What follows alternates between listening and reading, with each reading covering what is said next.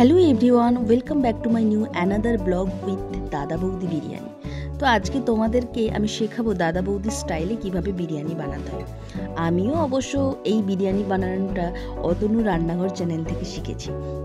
হ্যাঁ, বিরিয়ানি বানাতে গেলে প্রথমেই আমাদের বানাতে হবে কিন্তু বিরিয়ানি মশলা, যার মধ্যে আমি নিয়ে নিয়েছি গোটা জিরে, গোটা ধনে, জায়ফল, জয়িত্রী, তেজপাতা, লবঙ্গ, দারচিনি, এলাচ, কালো এলাচ, এবং এটাকে ভালো করে মিক্সিতে কিন্তু আমি ঘুরিয়ে নিলাম ফ্রাই করার পরে।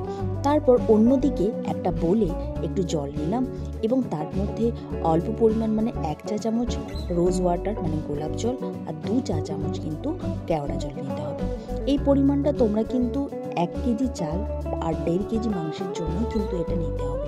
এবং তার মধ্যে দিতে হবে কিন্তু 2 ড্রপ আতর।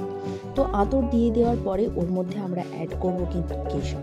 তোমরা কেশরটা অবশ্যই কিন্তু ভালো মানের কিন্তু কেশর ইউজ করবে, তাহলে কি হবে বলো তো, কালারটা ভালো পাওয়া যাবে। আর এমনিতেও তোমরা ফুড কালার কিন্তু ইউজ করতে পারো। এটাকে ভালো করে নাড়িয়ে নেবার পরে এই জিনিসটা আমাদের রেডি হয়ে গেল, এটাকে এক সাইডে রেখে দিতে হবে।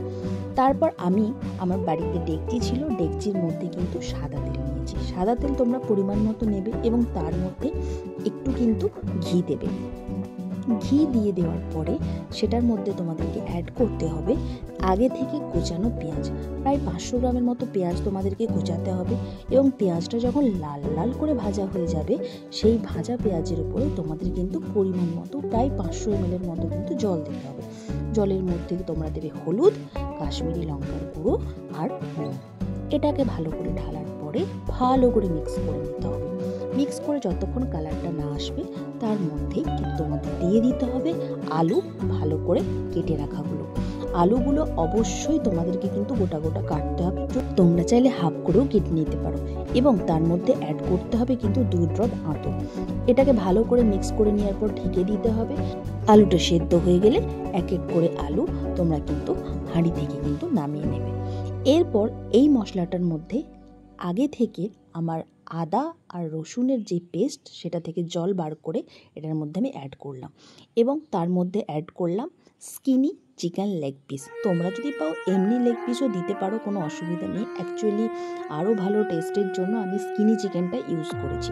এটাকে হালকা করে নেড়ে এটাকে ঢাকা দিয়ে দিতে হবে প্রায় 10 মিনিটের মতো। অন্যদিকে একটা হাঁড়িতেই আমি জল গরম করতে বসিয়ে দিয়েছি আর এদিকে দেখো আলুটা কত ভালো সেদ্ধ হয়েছে। জলটা গরম হয়ে যাবার পরে আমার প্রায় 1 কিলো চাল এর মধ্যে আমি কিন্তু দিয়ে দেব। আর আগে থেকে হাঁড়ির ওপরে যেই চাপাটা ছিল সেটার সাথে ছিল নুন, তেজপাতা, লবঙ্গ, দারচিনি এবং সেটা অ্যাড করে দিতে হবে। আর এদিকে দেখো মাংসটা আমার পুরোপুরি একদম সুন্দরভাবে হয়ে গেছে। তারপরে আগে থেকে সেদ্ধ করে রাখা এই আলুগুলোকে অ্যাড করে দিতে হবে। আর ভাতটা অবশ্যই তোমাদের কিন্তু 60% সেদ্ধ হয়েছে এই রকম করেই নামাতে হবে। তারপর এই আগে থেকে বানানো চিকেনটার উপর দিয়ে দিতে হবে দই। দই দেওয়ার পরে আগে থেকে যে বিরিয়ানি মশলাটা আমি বানিয়েছি সেই মশলাটা কিন্তু অবশ্যই অ্যাড করে দিতে হবে। এই জিনিসটা পুরোটা রেডি হয়ে যাওয়ার পরে এরপর আমরা একটা ভাতের পুরো লেয়ার বানাবো। ভাতের লেয়ারটা ভালো করে বানাবো, বেশ মোটা করে। এটাই মেন বেস্ট লেয়ার হবে, ঠিক আছে? তোমাদেরকে সেই অনুযায়ী ভাতটা ঢালতে হবে। এবারে তোমরা যদি পরিমাণে কম বিরিয়ানি বানাও তাহলে তোমাদের মশলাটা অবশ্যই অবভিয়াসলি কমে যাবে।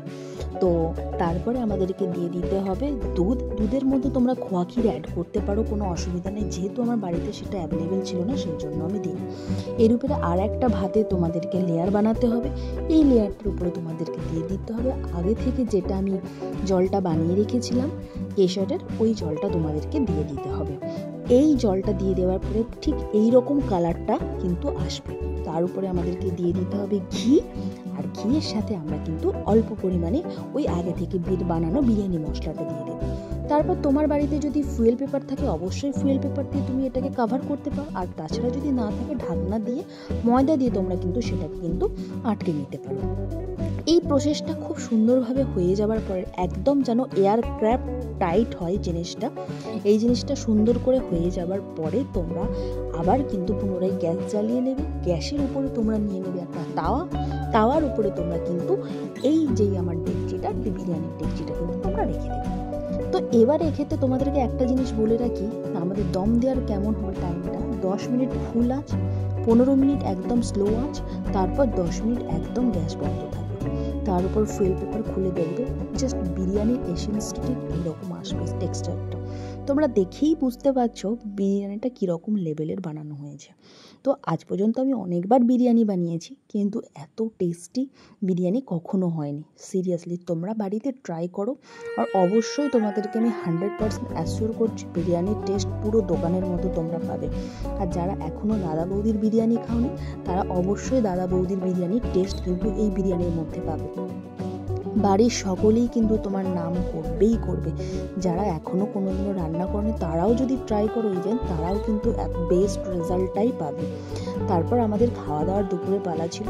সত্যি কথা বলতে কি বিরিয়ানিটা জাস্ট অসাধারণ হয়েছিল। ব্লগটা কেমন লাগলো অবশ্যই